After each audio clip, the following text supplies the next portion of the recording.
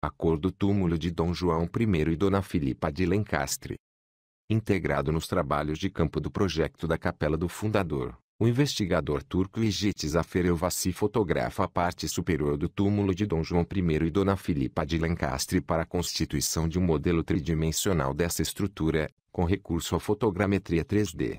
Habituados à configuração com que os mais conhecidos monumentos nacionais chegaram aos nossos dias, nem sempre nos lembramos de que a arte é efêmera. Um inovador projeto científico procura detectar as cores e as texturas de um dos mais emblemáticos túmulos da história de Portugal. Enquadrada pelo inconfundível rendilhado da pedra calcária, a porta de entrada contrasta pela sobriedade, de madeira avermelhada, implícita recordação de um emblemático episódio histórico que todos os portugueses conhecem e que devem à sua condição enquanto tal. A porta tanto esconde como antecipa o cenário resguardado para lá da ombreira, ladeando a enorme nave central. Alinham-se, como um garboso exército, elegantes colunas de pedra, apontadas ao céu, coloridas por instantes pela luz fraca de inverno, coada pelos vitrais multicolores.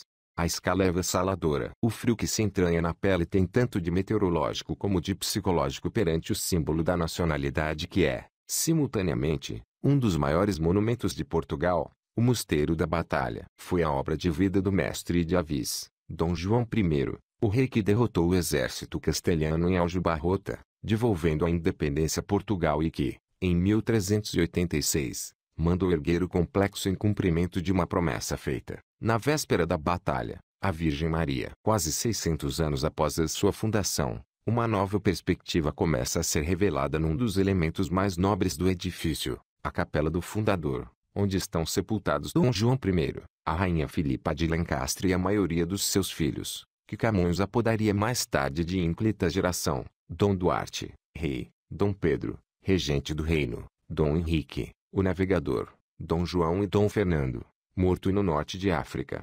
Hoje, o calcário apresenta-se nu, mas nem sempre foi assim. Uma equipa multidisciplinar, composta por arqueólogos, historiadores de arte, especialistas em heráldica, químicos e designers, parte em busca dos vestígios de cor neste cenário, com o objetivo de saber como era originalmente, conhecendo e interpretando melhor a sua mensagem histórica.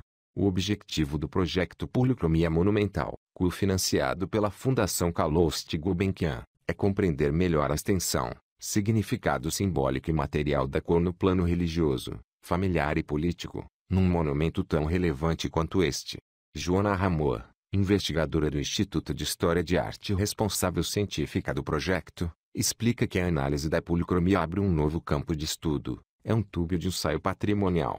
É a primeira vez que é conduzida em Portugal em arquitetura e escultura medieval, com o ensaio de novas técnicas e metodologias de trabalho. A história também se materializa nas estruturas, na sua cor, nos pigmentos utilizados. A equipa do projeto é igualmente constituída pelo Laboratório Hercules, pelo Instituto Português de Heráldica e pelo Instituto Politécnico de Leiria, agregados no trabalho de campo no Mosteiro da Batalha. Apesar de aparentemente desprovida de cor, a pedra natural na capela encerra vestígios de policromia que só um olhar atento detecta, especialmente em pequenos interstícios da pedra, onde o acesso é difícil. Prossegue Joana Ramoa. Estudos como este são particularmente dispendiosos, pois a recolha de pigmentos é difícil e a treta-erro, num ponto preciso. Podem restar resquícios de cor e 2 milímetros ao lado não existir já qualquer indício disso. É por isso que a análise da arquitetura se torna igualmente importante, como comenta a cientista espanhola Begoña Farri, cuja presença na equipa é bem expressiva de como mudaram as relações entre os dois países ibéricos desde Aljubarrota. Quando Dom João I lançou a obra da capela, esta não estava inicialmente prevista no plano monástico do complexo, acabando por se tornar o primeiro panteão régio português. Coube a Dom Duarte, o seu filho primogênito, a sua conclusão em 1434, reencenando então as Ezequias dos pais, um ano após a morte do mestre de Avis, e sublinhando a ideia de família perfeita, unida até na morte. A este respeito ocorreu um episódio histórico curioso e pouco conhecido do público, contado por Miguel Seixas, historiador e presidente do Instituto Português de Heráldica. Encontramo-nos agora noutro cenário apropriado, o Convento do Carmo, em Lisboa, monumento irmão da Batalha, por ter sido fundado por Dom Nuno Álvares Pereira com o mesmo intuito, agradecer a intervenção da Virgem na vitória de Aljubarrota. Dom João I morreu em 13 de agosto de 1433, mas a notícia da sua morte só foi divulgada um dia depois, a 14, intencionalmente, para fazer coincidir com a data da comemoração da vitória em Aljubarrota e apresentar o facto como um sinal divino, narra o especialista em heráldica. A propaganda não é exclusiva dos tempos modernos. Sob os arcos do convento, de chapéu e gabardina, Miguel Seixas confessa que este projeto o surpreendeu pela positiva. Há um grande preconceito da comunidade científica face à heráldica, pois cresce que ela está exclusivamente ligada à nobreza e causa monárquica. Na verdade, é um código visual de comunicação, importante para a identificação e datação de informação histórica e para melhor compreensão de uma obra. E esta equipa reconheceu-o. Sabe-se que cores eram usadas por Dom João e agora, queremos saber como eram usadas.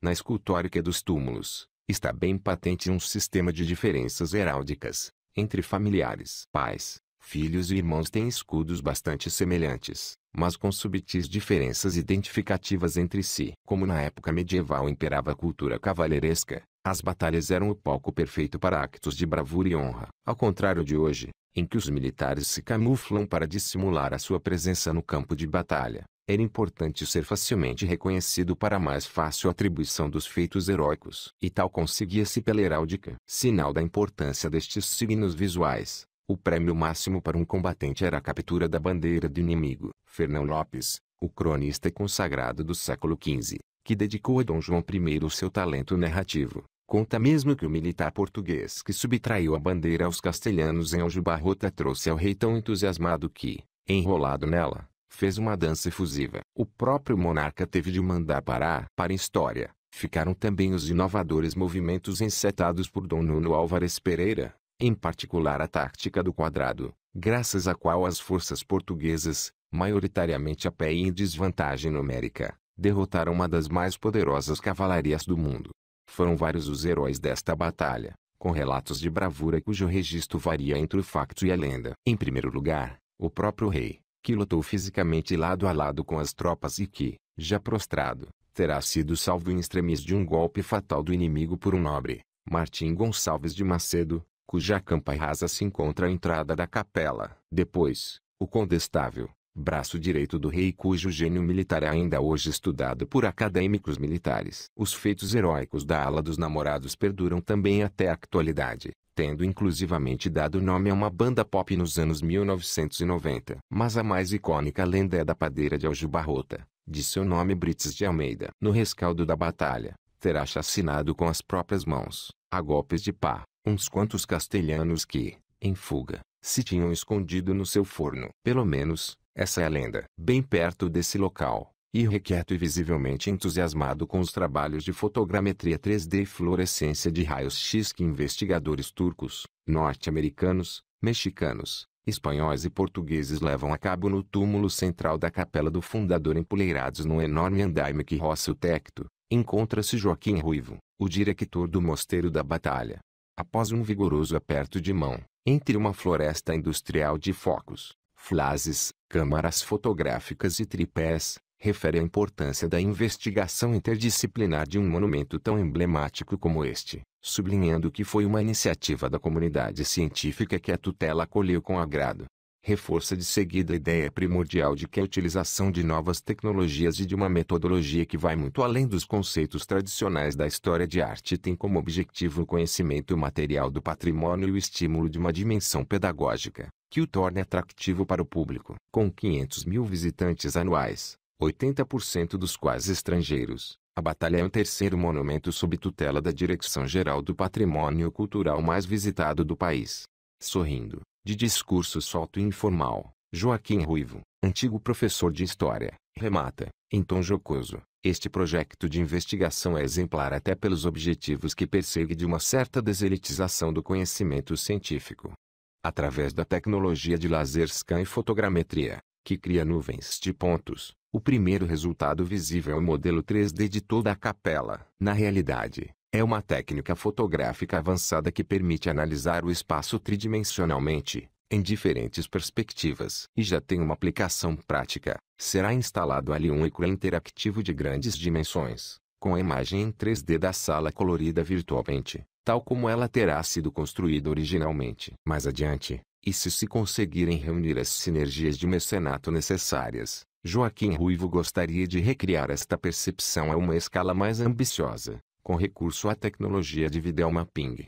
Mais ou menos fantasiada, a mística do Mosteiro da Batalha perdurará para sempre. Até Almada Negreiros para ela contribuiu, já em pleno século XX, quando ali defendeu que os icônicos painéis ditos de São Vicente e atribuídos a Nuno Gonçalves, terão sido pintados especificamente para a Capela do Fundador. Segundo os cálculos do pintor, as medidas de vários dos trípticos que chegaram aos nossos dias são exatas para os espaços nas paredes e muitas das figuras neles representadas estão lá sepultadas.